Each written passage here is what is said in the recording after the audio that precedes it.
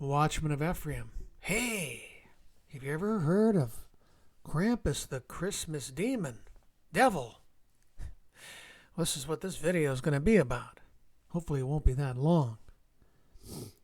Krampus the Christmas Devil or Demon. This has to be the most outright naked, demonic, pagan tradition. It's all pagan, but I'm just outright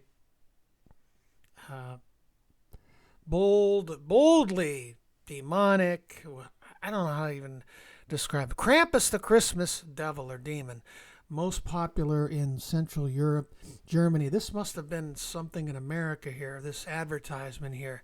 Here is this horned demon goat being that kidnaps bad children and takes them to hell.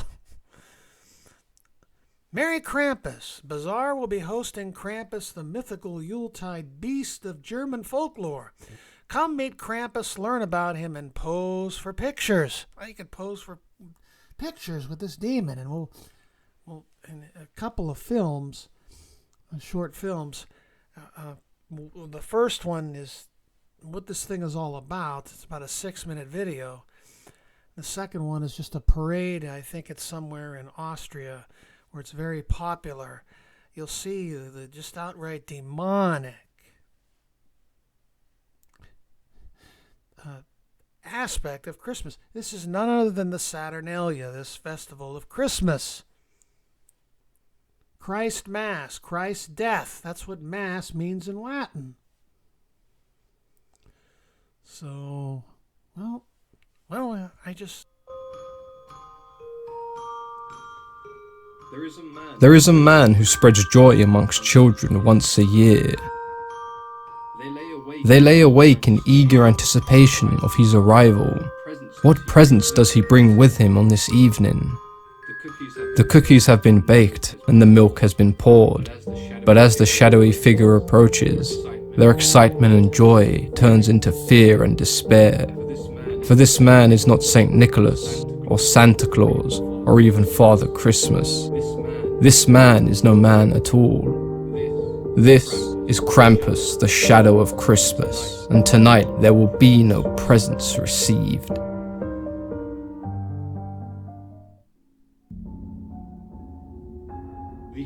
The half-goat, half-demon figure has often been described as the anti-Saint Nicholas. But in some countries, it is believed that Krampus accompanies Saint Nicholas during Christmas, punishing those children who have misbehaved, in contrast to Saint Nicholas, who rewards the well-behaved children. Krampus has been feared and celebrated in folklore for hundreds of years, and his appearance is that of nightmares. With large bearing horns, dark hair, sharp fangs, and a long pointed tongue. He carries around chains which are thought to be symbolic of the Christian church binding the devil. As well as these chains, Krampus carries a bundle of birch sticks used to swat misbehaving children. Saint Nicholas would reward the well-behaved children with gifts and presents, and he would leave the misbehaving children with a lump of coal. This would signal to Krampus which children were to be whipped and beaten. On occasion, Krampus would throw misbehaving children into his sack or basket and take them down to his lair in the underworld. The depictions and stories of Krampus do distinctly vary, and there is no definitive version considered to be correct. In some illustrations, he is more monster than man, and in others he appears as half man, half demon. Unlike Saint Nicholas, the origins of Krampus appear to be a little bit more unclear. The earliest tales of Krampus do appear to have originated from the Austrian Alps in Germany, perhaps even predating Christianity. The word Krampus is derived from the German Krampen, meaning claw, and we do see Krampus share characteristics of other demonic creatures from other cultures, such as fauns and satyrs from Greek mythology. In Norse mythology, Krampus is believed to be the son of Hel, the daughter of Loki, and keeper of the underworld. The legend of Krampus is part of a century-old tradition in Germany, December 5th was known as Krampus Night, where children would be especially wary not to attract the attention of the beast, hoping that come December 6th, St. Nicholas would have left them presents. Children would leave out their shoes for St. Nicholas, who would fill them with gifts if they had been good. He would place a lump of coal in the shoes of those who have misbehaved, and they would be later dealt with by Krampus. Krampuslauf, or the Krampus Run, is an annual festival still celebrated to this day in Austria and throughout the Alpine region. The tradition itself is thought to be over 500 years old, and individuals would often dress up as the demon of Christmas himself. Wearing heavy coats of fur made from the hide of sheep and goats, they don horns and terrifying masks in the image of Krampus. They roam the towns and cities with torches and birch whips, and they are usually accompanied by a Saint Nicholas, who leads the group throughout the town, where they can be seen slapping people in the back of their legs with their whips and switches.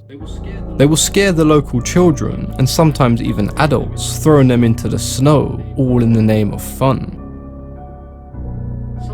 Some will even go door to door, visiting people in their houses and giving them treats and other goodies, somewhat of a reversal to the trick-or-treat tradition.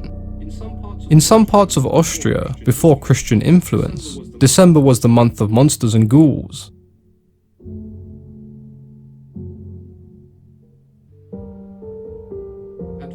At first glance, Krampus seems to play the role of the Christmas villain, but he represents far more than just an evil entity. Krampus is seen to be the counterpart to Saint Nicholas. With good comes bad, with light comes dark.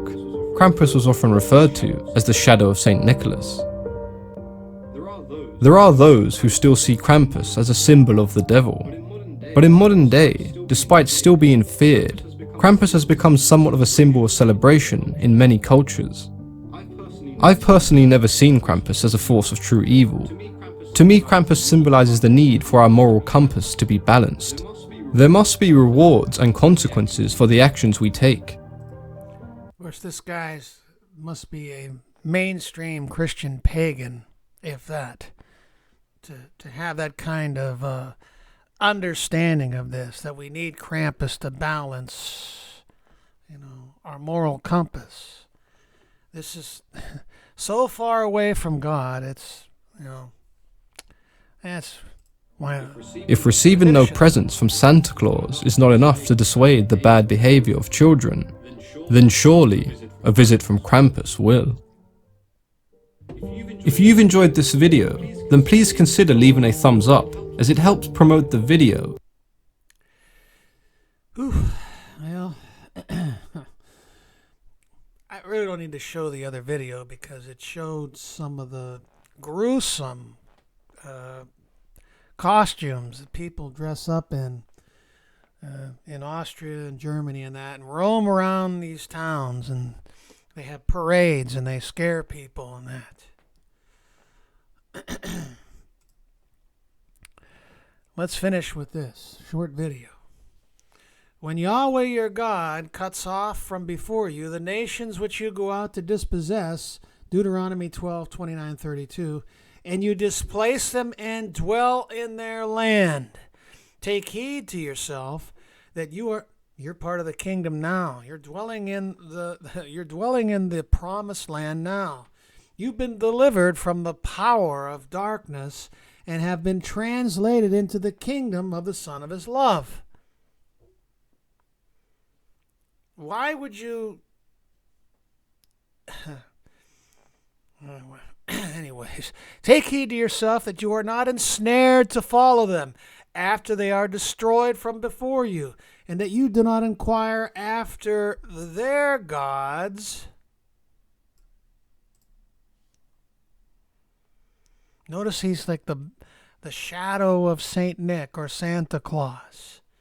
This dualism that we have, that God is trying to save the world. On the other hand, Satan is trying to prevent God from saving the world.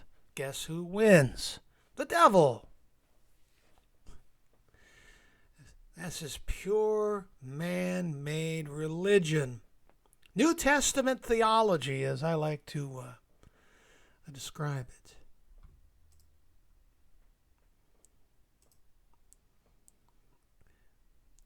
How did these nations serve their gods? I will also do likewise. You shall not worship Yahweh your God in that way.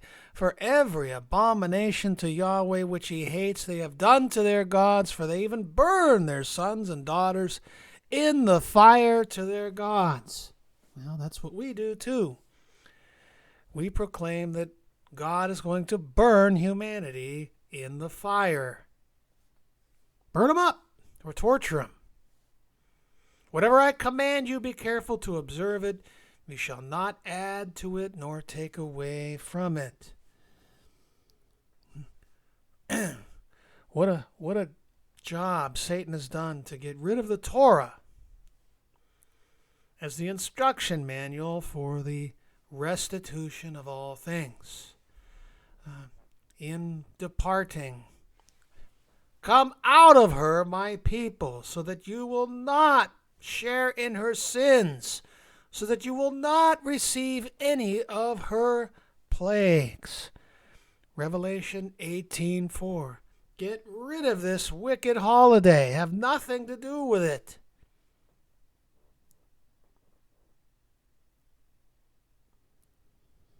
Thank you for your time and thank you for listening.